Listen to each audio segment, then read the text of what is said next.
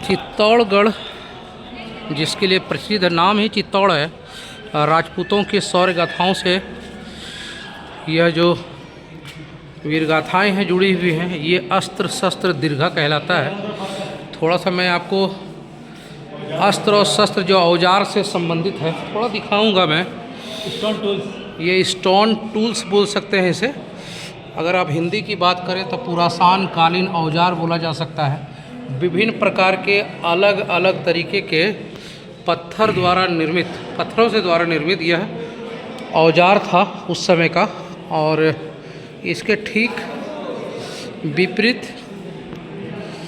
यही पॉलीथिक स्टोन छोटे छोटे रूप में लोग इस्तेमाल किए जाते हैं, इन्हें संजोया गया है। और अस्त्र शस्त्र दीर्घा का मामला है, मैंने आपको दिखाया था बड़े बड़े किलाओं में बड़े बड़े वेंटिलेशन। ये थोड़ा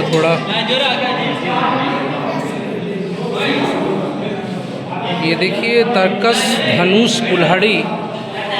ये तर्कस है, धनुष है और कुल्हाड़ी है। ये उस समय की पारंपरिक औजार जो ये जो सर बल 7वीं सदी में है। इनके हाथ में बल है ना, बिल्कुल, वो अपन 4 जने नहीं उठा सकते थे। हाँ, बिल्कुल। नकली बना दिए तो हल्का बनाया हुआ है। बिल्कुल। आप अस्त्र शस्त्र दीर्घा का मुख्य आकर्षण का केंद्र आप ये देख सकते हैं। आप इस योद्धा के बारे में सिर्फ मैं इतना ही बोलूँगा कि उस समय इनके बाहुबल का परिचय का आप अनुमान लगा सकते हैं कि यह 4 आदमी उस समय नहीं उठा सकते थे, जो ये बंदा इत्मीनान से उठाया हुआ है। 7वीं सदी और आज 21वीं सदी के दौर में हम लोग कम साधन में ये जो सैनिक है इस बेहतरीन मुद्रा में खड़ा है।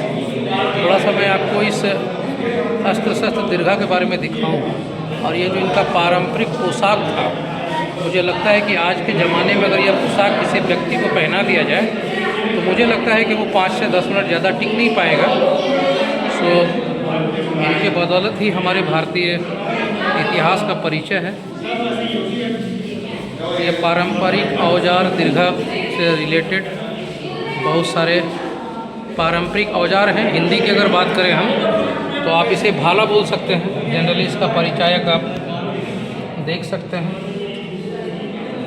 और इस पारंपरिक हथियार को पहले आप देख लें, तसल्लीपूर्वक देख लें, और इसके बाद में इसका परिचय आपको कराऊंगा। इस 5 पारंपरिक हथियार को जागनौल कहते थे, परशु कहा जाता था, भाला कहा जाता था। और जब आप इस ऐतिहासिक संग्रहालय में आएंगे तो इसका जो विवरण है छोटे छोटे इस प्रकार से। कहने का मतलब है कि अगर कोई छोटी मारक अगर क्षमताओं को अगर टारगेट करना होता था तो आप एग्जाम्पल अगर देखें तो जैसे परसों के बारे में, तो लकड़ी की किसी छोटी यष्टि व दंड के अगभार में इस प्रकार का एक भाला है। ये देखिए, ये पारंपरिक अस्त्र शस्त्र हाथ में पकड़ कर लोगों को घायल करने का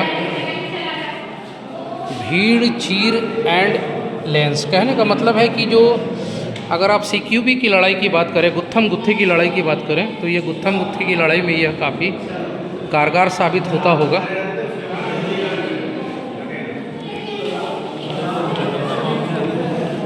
चित्तौड़गढ़ का संग्रहालय और ये अस्त्र शस्त्र दीर्घा रूम में हम लोग हैं। यस, आपको मैं इसके बारे में बताऊं, शायद इसका नाम गुर्ज है। और इसको लोग क्या है कि पहले पारंपरिक हथियार के रूप में इस्तेमाल तो किया करते थे। अगर आप किसी गज पर हैं, हाथी पर हैं, तो ऐसे हथियारों को काम में लाया जाता था। ये आशा है, गेड़िया कहलाता है।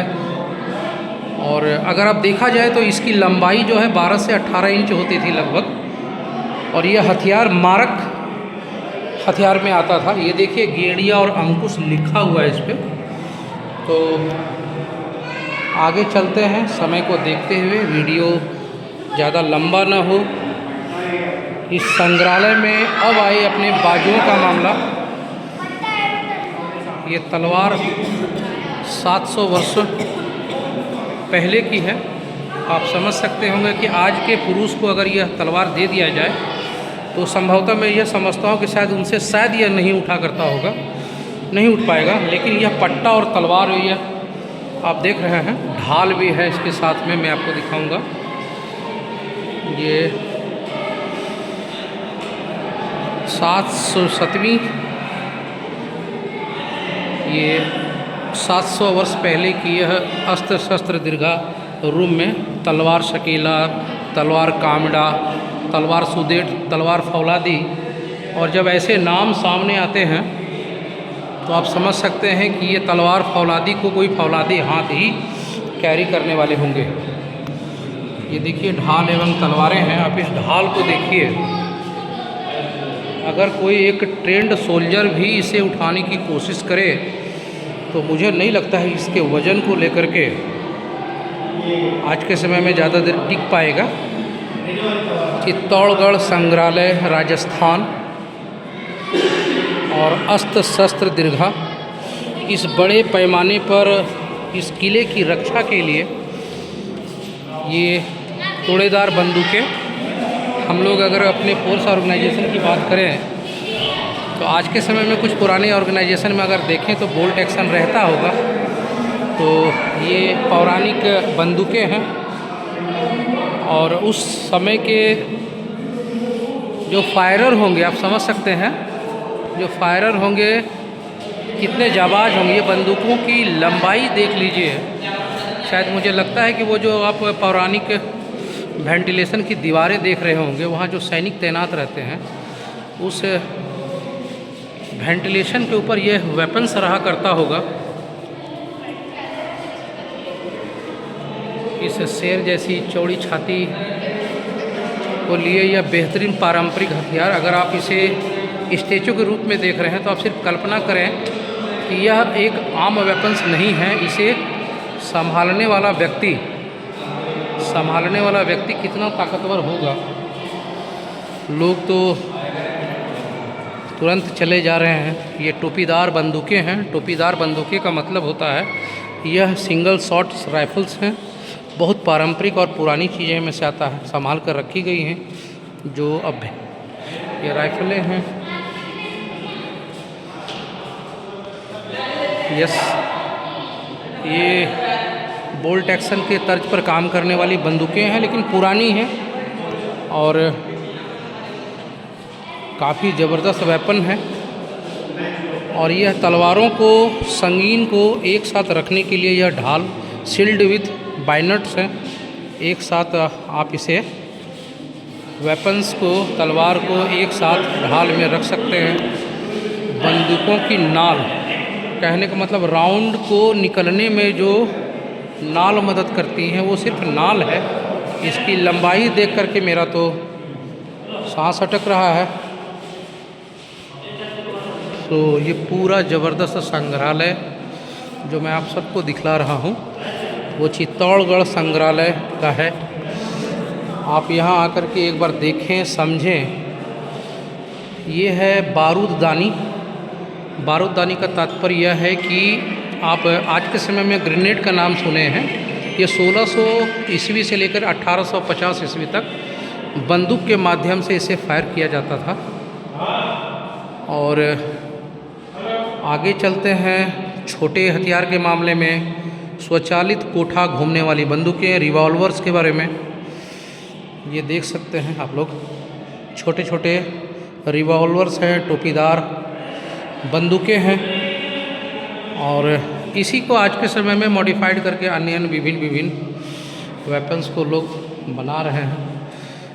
चित्तौड़गढ़ संग्रहालय, अगर मैं इस आग्नेयास्त्र की बात करूं तो आप यह समझ के चलिए कि ये जो आप देख रहे हैं सिर्फ ये बैरल्स है। कहने का मतलब है कि एक राइफ़ल को अगर आप देखें तो उसमें जो एक पार्ट होता है ये सिर्फ बैरल है। उस बैरल की लंबाई जहाँ तक मैं इसको देख रहा हूँ लगभग मुझे लग रहा है ये 30 से 35 इंच से ऊपर होगा। और ये संगीन है। संगीन का तात्पर्य जब हथियार के साथ में आपके गोलियां ख़त्म होती हैं तो ये संगीन से एक सैनिक लड़ता है। और इस संगीन के साथ ये जो ढाल है, इसे संभालने वाले हाथों की ताकत के बारे में अनुमान लगाइए।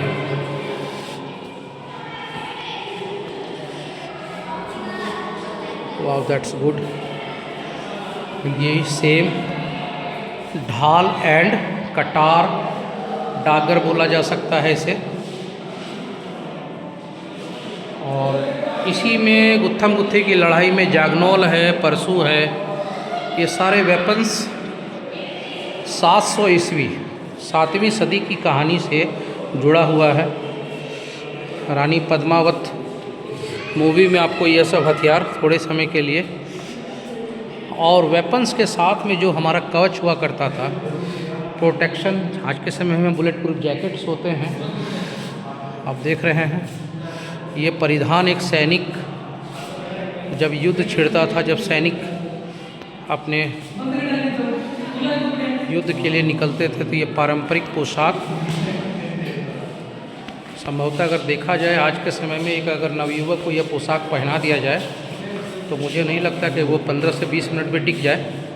तो आप उस 7वीं सदी को देख सकते हैं कि यह सैनिक कितना मजबूत रहा होगा। इस परिधान का नाम मैं आपको नीचे दिखाना चाहूँगा। इसका नाम ही है हेलमेट के साथ में जीरा बख्तर कहते हैं इसे।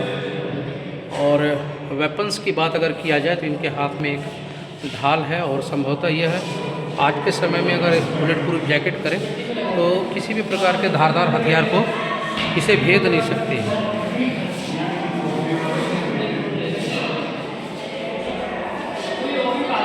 ये शिरोशास्त्रन बोलते हैं इसे, एक प्रकार का सेफ्टी हेलमेट बोला जा सकता है इसे।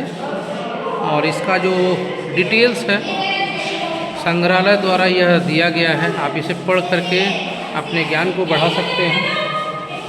और ये पारंपरिक पोशाक ही हैं। पारंपरिक पोशाक का मतलब है कि सर को सेफ्टी से पहुंचाने वाले यह पोशाक है। आज के समय में अगर देखा जाए तो बीपी हेलमेट निकल गया है। चित्तौड़गढ़ संग्रहालय के बेहतरीन पार्ट्स